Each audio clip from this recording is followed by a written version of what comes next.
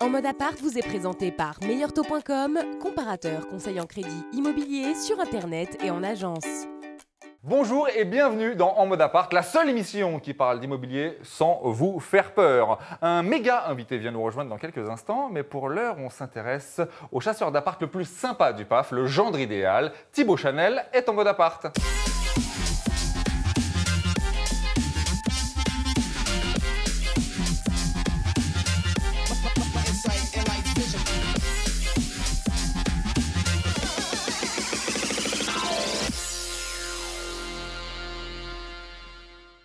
Bonjour et bienvenue en mode appart. Bonjour Thibaut. Salut les garçons. Ça va? Comment ça va? Bien, très bien.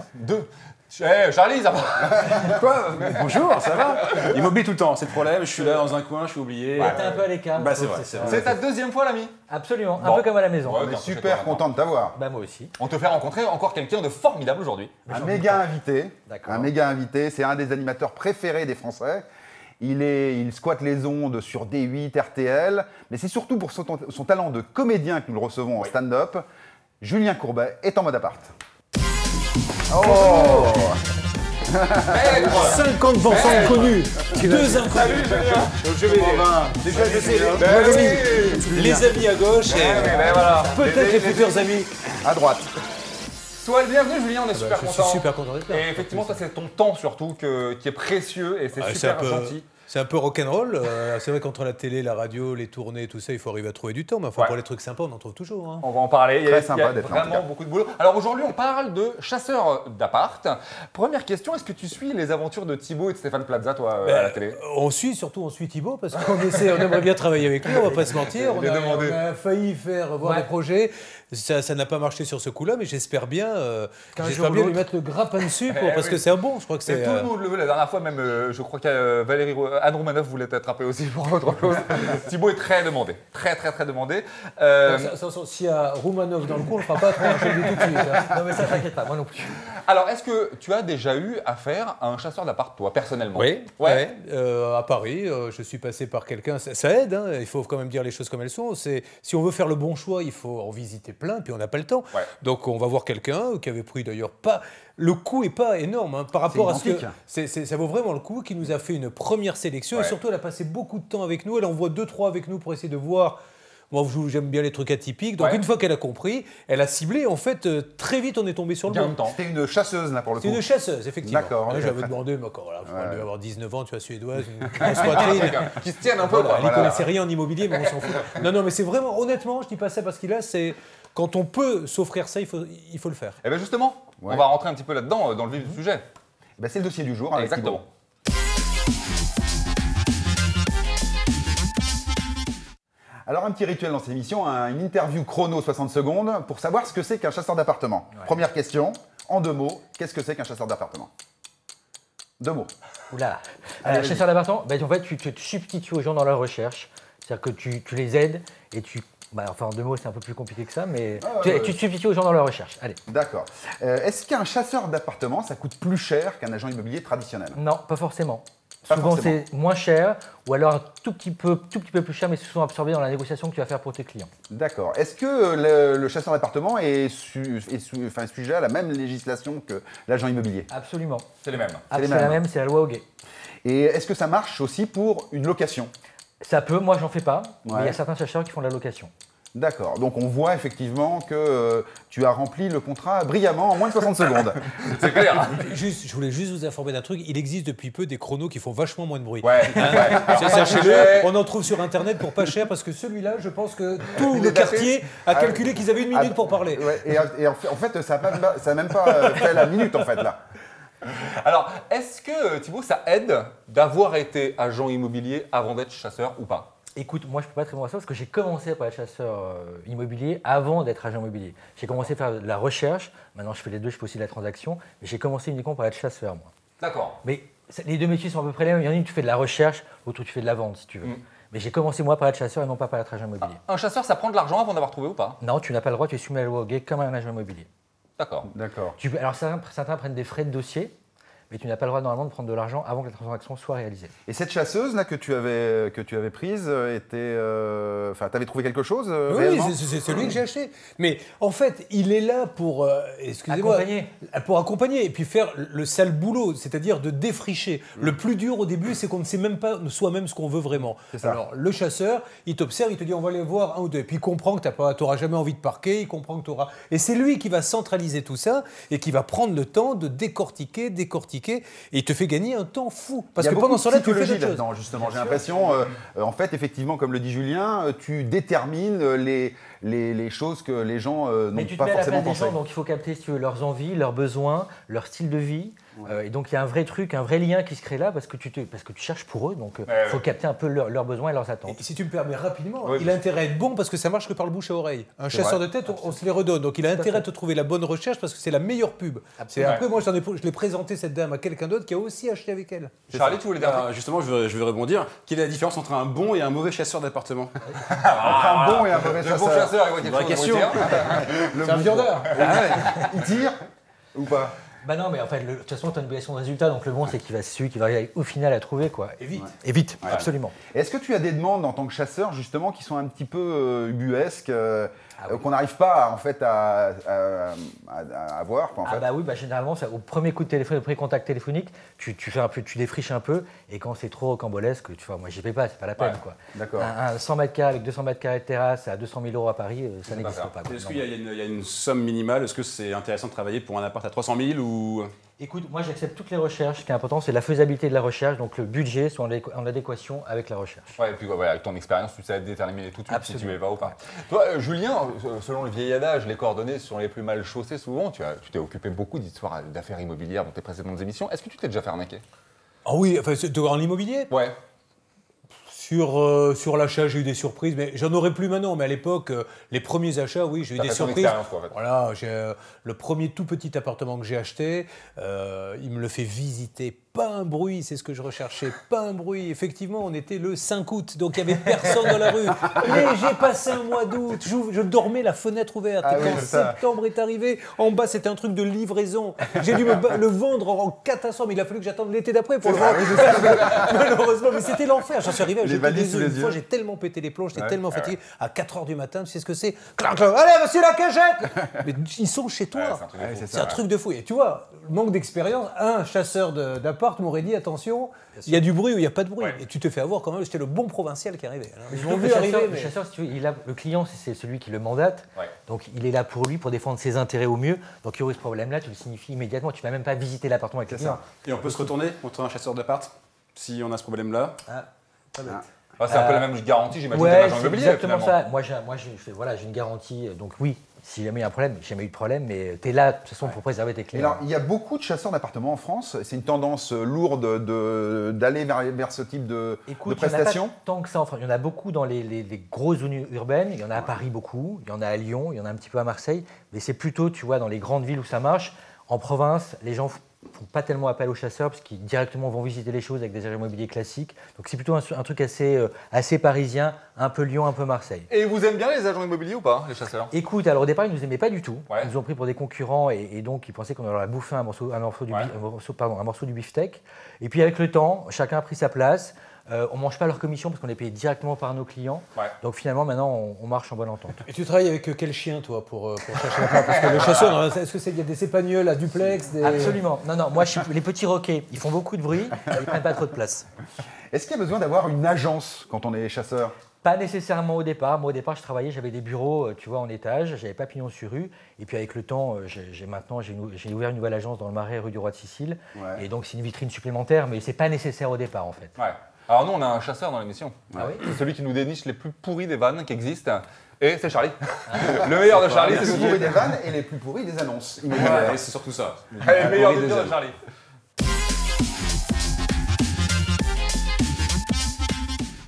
Mon Charlie. Alors cette semaine, puisque vous êtes tous là, je voudrais rendre un vibrant hommage à Valérie Damido, puisque ça y est, on le sait, elle va quitter son placard d'M6 pour rejoindre la casserole d'Énergie 12. Du coup, je vais faire un meilleur du pire spécial déco insolite. Et vous allez voir, Julien, Thibaut, que dans déco, il y a aussi le mot déconnant. Et oui, c'est le principe. Alors, pour commencer, je voudrais faire d'une pierre deux coups. Et j'ai trouvé, c'est une vraie annonce immobilière, c'est une vraie photo. Vous allez voir, cette annonce, elle date de l'âge de pierre. Regardez, c'est assez impressionnant. Oh la vache.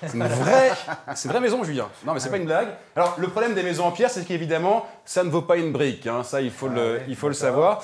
Mais si toutefois, il y a des acquéreurs, des gens qui seraient intéressés pour acheter cette maison, eh bien, je sais que pierre qui roule n'amasse pas une mousse. Mais pourtant, promis, je vous paierai une bonne pierre fraîche. Oui, arrêtez. Bon, bref, connais le loustic, Julien. Hein, Oui, c'est pour ça que je me suis d'abord inquiété quand j'ai vu qu'il était dans l'émission, puis après je me suis dit, c'est il n'a pas changé. Pas besoin, il connaît. Alors, deuxième annonce que je vous ai dégotée, ça c'est un très joli chalet en bois, perdu au milieu de la nature. Il n'y a pas un bruit, le calme absolu. Vous ne serez plus jamais sous l'eau à la maison, vous serez sur l'eau. Regardez cette photo, encore une fois. Ouais, c'est du vrai, vraie annonce immobilière. On surfe. Hein? Elle est à vendre. C'est à vendre, oui, absolument. on surfe sur la vague du bio, on est au milieu des éléments. C'est ce qu'on appelle construire sa maison sur un terrain vague. Terrain vague, bref. C'est ça. Le gros avantage, évidemment, de cette maison, c'est que vous aurez l'électricité, puisqu'évidemment, le courant passe. Le courant passe au... Bref. D'accord, on a compris. Voilà. Et alors, pour terminer, et après je quitterai cette émission définitivement, parce que j'en ai marre, je vais vous parler d'un gros problème. Un problème très grave pour les propriétaires des maisons, c'est le problème des maisons qui sont squattées. C'est là que c'est très chiant quand on est propriétaire. Et il y a un type, il s'est dit, je vais en faire un concept, et il a inventé la maison qui est skattée. Regardez, ça c'est de la belle déco intérieure. Alors bien sûr, il faut faire gaffe. C'est pas mal ça. Hein. Par contre, il faut faire gaffe parce qu'évidemment, le salon est un peu glissant. Et là, pour le coup, quand on tombe, pas question de se raccrocher à la rampe. Hein. La rampe, elle est pour les jeunes avec des pantalons jusqu'aux genoux, ceux qui font du BMX, du vélo, du skate, bref. Attention, quand vous achetez cette maison, à pas vous faire rouler. Voilà. Bravo. La classe, merci. Est-ce que tu cherches des nouveaux auteurs? Écoute, Ça va? ouais, j'en cherche. Mais je vais continuer en fait. Tant que ça marche, pas pour l'instant. Le jour où j'ai vraiment décidé d'arrêter, je sais maintenant à qui m'adresser. Non, mais c'était très drôle. J'ai entendu un petit bruit là. Oui, c'est Laurent Texto Barra, notre voisin, qui nous envoie un petit message comme d'habitude. Salut Bruno, salut Olivier. Alors je suis un petit peu énervé aujourd'hui, mais pas contre vous, non. Contre ma femme. Ouais. Parce que ma femme a entendu dire que le sujet de l'émission d'aujourd'hui, c'était les chasseurs en immobilier. Et comme madame trouve que notre appartement est trop petit, alors elle m'a demandé de vous demander, ou monsieur Courbet, de nous trouver un chasseur en immobilier afin de trouver un appartement plus grand. Mais, ah chérie, mais on n'est pas bien là tous les deux? Non. Il fait trop petit. Regarde, monsieur Courbet, s'il vous plaît, monsieur Courbet, s'il vous plaît, c'est trop petit. Et vous trouvez grand appartement, merci.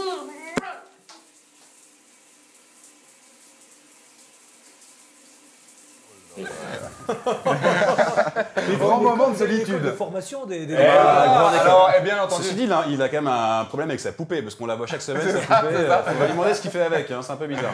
On retrouve l'affiche de Laurent Barra. Et Laurent Barra au Théâtre du Marais, il faut y aller. C'est du mercredi au samedi à 20h30 et c'est formidable. J'avais vu Avignon, moi, il est très bon. Il est excellentissime. Il va falloir aussi aller voir Julien. Ouais. Et c'est tout de suite le coup de projecteur. Exactement.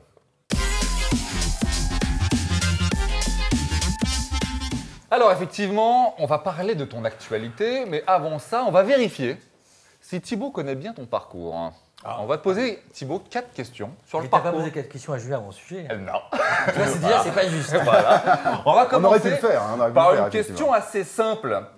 Les débuts à la télé de Julie, c'était chauffeur de salle pour les nuls dans l'émission sur Canal, c'était auteur pour Jacques Martin dans Un siphon, ou c'était animateur météo sur France Bleu Gironde.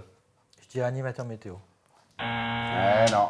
alors Non. Enfin, les débuts, j'ai jamais fait la météo. Hein. Écoute, peut-être que ça viendra en fin de carrière. Non, j'ai démarré, c'est Jacques Martin qui m'a fait monter pour la première fois à Paris. Il passait à Bordeaux, il a entendu des sketchs, j'étais sur une radio libre, là on faisait des fausses pubs, etc. Il a écouté ça l'a fait rire.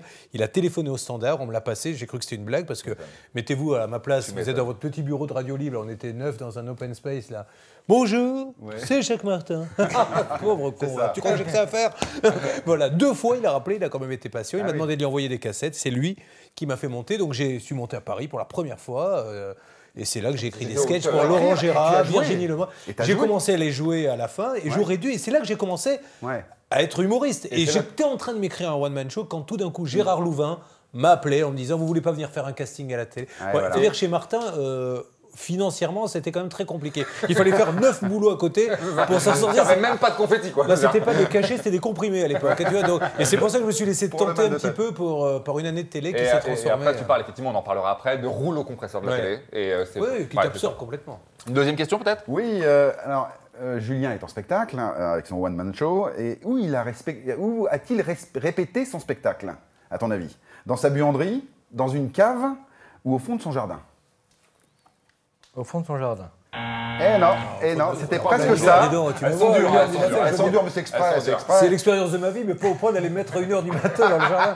Non, mais dans la buanderie, parce que il faut bien se rendre compte que moi, je ne voulais pas arriver en découvrant le texte, en le lisant sur un prompteur. J'avais des petites pompes, évidemment, mais c'est quand même, je ne sais plus combien, 35 pages à 4 à apprendre. Ouais. Alors, quand tu as 9 ans, tu apprends très vite, mais je ne les avais plus, moi, les 9 ans. Donc, il faut les apprendre. Donc, j'ai dû... Avant de me lancer, je me suis mis une telle pression. Donc, pendant que la famille regardait la télé et tout, je me suis mis dans la buanderie, je me suis installé C'est le une sang en petite bronze, c'était scène. tranquille. Voilà, et puis je l'ai répété tous les soirs jusqu'à 1h du matin. Je répétais dans la Sur buanderie la avec machine à laver. le sèche-linge qui se mettait de temps en temps. Mais il fallait l'apprendre. C'est très très long à C'est apprendre. très compliqué. Très, long. Et on en parlera, j'ai eu la chance de venir te voir. Et effectivement, il y a du texte. Et puis du beau texte. Oh, mais c'est gentil. Ça, mais- ça roule tout seul. Une dernière question. Julien anime en alternance avec Cyril Hanouna, TPMP, mais quel jour? Le vendredi. Bon, Oh, ouais, c'est facile, voilà. exact. Ça se passe très bien, ça, dis donc. Ça se passe bien. Moi, c'est une expérience géniale que d'animer cette émission. J'assume complètement le fait d'être, tu vois, le remplaçant parce que je fais plein de trucs à côté. Mais c'est un vrai bonheur d'avoir. Il a formé une bande là. Donc quand tu arrives, les automatismes sont là. C'est un des trucs les plus, à la fois où je m'éclate le plus, mais qui était le plus compliqué à faire parce que passer Hanouna, on peut dire ce qu'on veut, mais je n'ai jamais vu, moi, en plus de 20 ans de carrière, un public de fans. Tu vois, Ouais, on a des ouais, téléspectateurs ouais, qui c'est ça, t'aiment bien. ouais. Là, c'est comme si c'était Une star. Enfin, une star. Rihanna, Ouais, c'est ça. Bruel. Non, mais ils ont ce même rapport avec lui. C'est pas un animateur. Il a un fan club, 1 million sur Tweet.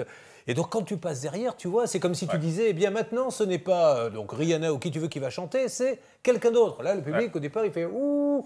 Et il a fallu prendre du temps. Ça s'est bien passé. J'ai réussi mon coup, mais il faut rester à sa place. Exercice réussi. Et hein, puis des parce que- Il faut scores rester à de sa dingue. place quand même. Des scores de dingue en des accès, bons c'est- scores, mais voilà, mais c'était pas facile au début. À un moment donné, je me suis dit, ça va être très compliqué l'histoire. Parce que quand ils m'ont vu arriver, ils n'étaient pas super contents. Mais c'est pas moi qui dis je vais remplacer Hanouna, c'est ce que Oui, je- bien sûr. Non, c'est non. lui qui dit je ne fais plus le vendredi. Donc il m'a choisi et c'est tant mieux.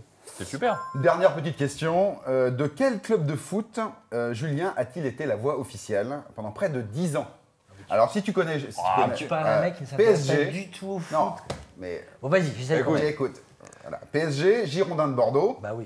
Et voilà, voilà, c'est ça. Là, j'en ai faire vécu que des belles là-bas. Et Ah la oui. plus belle de toutes, donc je suis myope comme tu peux le voir, c'est que j'oublie mes lunettes et à l'époque, j'étais speaker, la cabine était en haut, donc je ne vois pas les joueurs. Et il y a un remplacement. Et il y a celui qui est à côté de moi qui ouvre les boutons du micro. Je lui dis dis-moi qui rentre et dis-moi qui sort, il faut l'annoncer, je ne vois rien. Et ce con me marque sur un post-it un truc que je ne lis pas avant. C'était à l'époque du PSG, il y a très longtemps, il y avait un joueur qui s'appelait Amara Simba. Amara Simba, c'est ce mec qui faisait des bicyclettes en arrière. Je prends le post-it et je le lis tel quel. Mesdames et messieurs, sortie du numéro 12, Pilorgé, entrée du numéro 11, Simba le marin. Putain, 35 000 personnes. Ouh, crétin.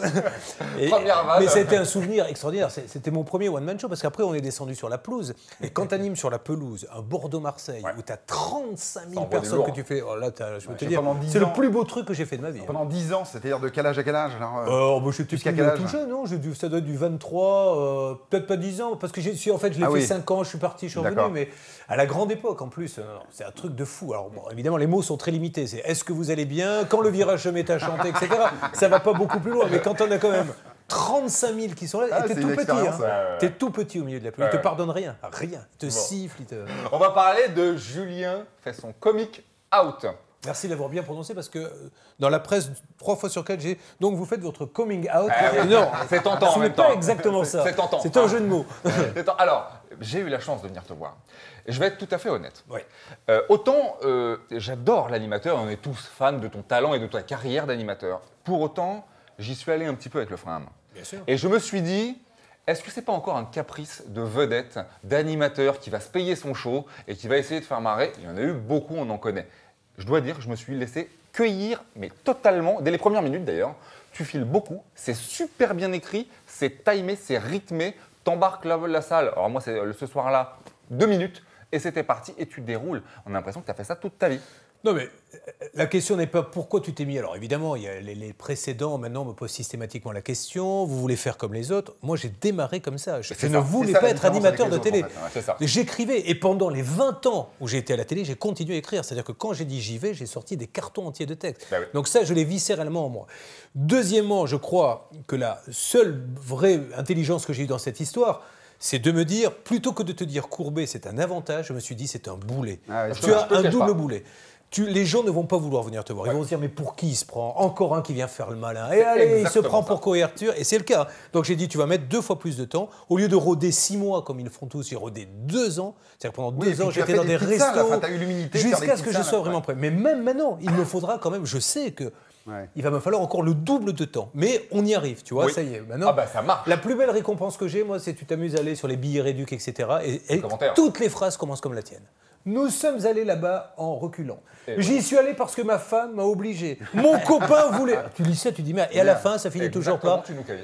Mais malheureusement, il y a cette étiquette à la française que tu n'as pas aux États-Unis. Donc ça sera long, mais je m'éclate, donc tout va bien. Non, ça marche super bien. Alors par contre, si on parle du contenu du spectacle, pour ceux qui aiment Julien Courbet, on y découvre peut-être plus là Julien que Courbet, l'animateur superstar. Tu te livres vachement.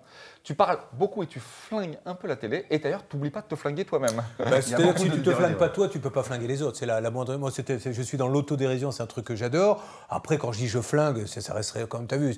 Ça reste gentil, mais je vais chercher un peu à droite, à gauche. Si tu veux, j'ai basé toute une partie. J'étais obligé de parler télé. Je ne voulais pas au début, parce que je me suis dit, un animateur de télé, qui va à la télé, qui parle de télé, mais on s'est très vite rendu compte dans le rodage que les gens, quand j'arrive, ils ont un animateur télé. Ils n'ont pas un comédien. Donc j'ai dit, il faut que je trouve. Et donc j'entendais, il est plus grand. Oh non, il est plus petit. Donc je me dis, il faut que je trouve une solution pour leur faire oublier ça. Donc je vais parler télé, et j'ai tout un sketch où on ne vous dit pas la vérité à la télé. Et je vais vous dire à quoi ressemblerait une vraie bande-annonce, etc. Justement, pour tous ceux qui n'ont pas eu la chance d'aller voir ce spectacle comme moi et qui vont courir y aller, on regarde à quoi ça ressemble. C'est pour ça qu'avec ma femme, on a décidé de prendre le taureau par les cornes. On a dit, il faut qu'on refasse comme quand on était jeune. On va refaire l'amour n'importe où. On a commencé par la cuisine. Putain, j'ai trouvé ça génial. Le plus chiant, c'était de descendre le lit.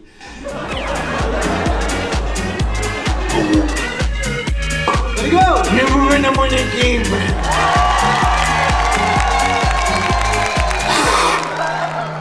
Merci! Voilà. Bravo. On espère que ça vous aura donné envie. Alors n'ayez surtout pas peur, il faut le dire. Julien est un animateur qu'on connaît, qu'on aime. Allez le voir parce qu'il est également un très bon comédien, on vous le dit, au théâtre de l'Apollo. Tous les mardis à 20h. Alors on reprend en septembre et puis une grosse date le 27 juin à Bordeaux, qui est très importante pour moi, chez moi. Le 10 juin à Morges, Morges ou Morges. Morges, c'est un festival en Suisse. En Suisse, et le 16 juin à Évreux. Exact. Et à Bordeaux, c'est au Casino Barrière. Voilà, c'est la plus grosse salle que j'aurais fait depuis le lancement, je crois que c'est 800, donc ça devient, là, ça commence à faire du lourd. Un peu peur ou pas? Un peu, ouais. Un peu beaucoup. L'émission a filé. On rappelle quand même que Julien est aussi tous les matins sur RTL. Oui. Voilà, mais bon. Alors, à bientôt. Merci beaucoup, les amis, d'être venus. Merci Charlie. Ciao, salut. À tout le monde. Bientôt. Ciao, mardi prochain.